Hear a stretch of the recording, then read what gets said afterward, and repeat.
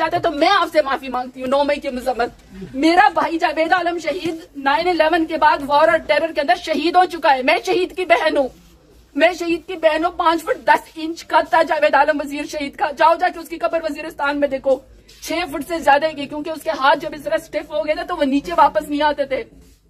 हम शहीदों का जो है, मैंने उठाई हुई अपने भाई की लाश। हम शहीदों की बेहुरमती कैसे कर सकते हैं? मेरे बूढ़े बाप ने पाकिस्तान नहीं छोड़ा, मेरे वालिदैन ने पाकिस्तान नहीं छोड़ा, मैंने पाकिस्तान नहीं छोड़ा। मैं पाकिस्तान की बेटी हूँ, मुझे इंसाफ दिया जाए, मुझे इलेक्शन लड़ने दिया जाए, मुझे अरेस्ट ना किया जाए। मैंने कोई जुर्म नहीं किया। किस टाइम आई बेल के लिए आई, अभी तक आपकी बेल नहीं हुई, दरखास्त दायर हो गई है? बहुत शुक्रिया। पहले तो मैं मीडिया का बहुत शुक्रिया अदा करती हूँ कि आप लोग मेरी बात जो है मेरे वर्कर्स तक, मेरे लोगों तक और पाकिस्तानियों तक आप पहुंचा रहे हैं।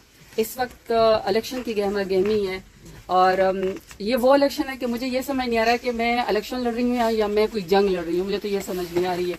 लेकिन बहरहाल मेरा ख्याल है कि एक पाकिस्तानी होने के नाते, एक पढ़ी लिखी बैकग्राउंड होने के नाते सरदारों का मुकाबला किया, मैंने फ्यूडल्स का मुकाबला किया है।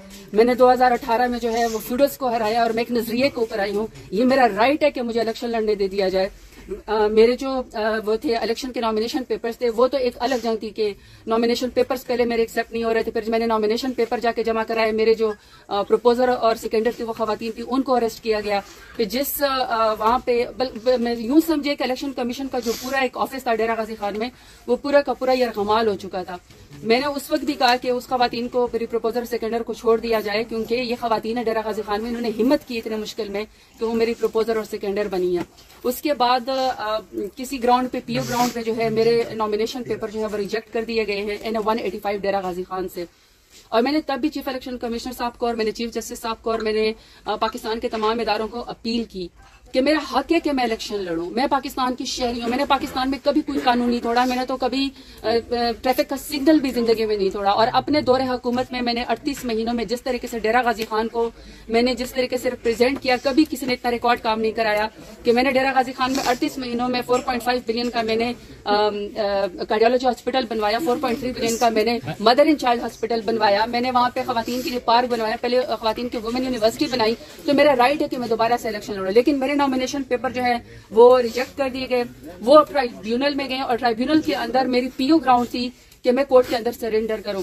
मैं पाकिस्तान की एक शहरी हूं और मैं पाकिस्तान के आईन के ऊपर, कानून के तौर पर, कानून के ऊपर मैं बिल्कुल बिलीव करती हूं। और मैंने कोर्ट में आकर यहाँ पे पेशावर हाई कोर्ट में मैंने आके सरेंडर किया। मैं सुबह 8 बजे से अपने वकला के साथ आई हूँ। वैसे तो पंजाब में कोई ऐसा शायद थाना नहीं है, कोई ऐसा शहर नहीं है जहाँ पे मेरे खिलाफ कोई FIR ना की गई हो।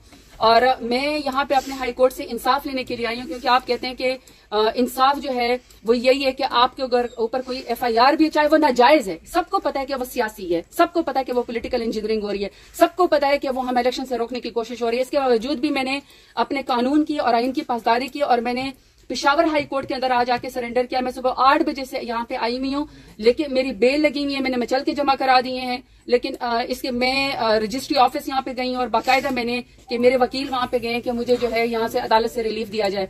लेकिन सुबह से लेकर अभी तक आपके सामने की रात हो गई है। जज साहब मेरा ख्याल है कि शायद इस्लामाबाद किसी कमीशन के सिलसिले में गए हुए या मीटिंग के सिलसिले में गए हुए हैं। मजम्मत कराना चाहते तो मैं आपसे माफी मांगती हूँ।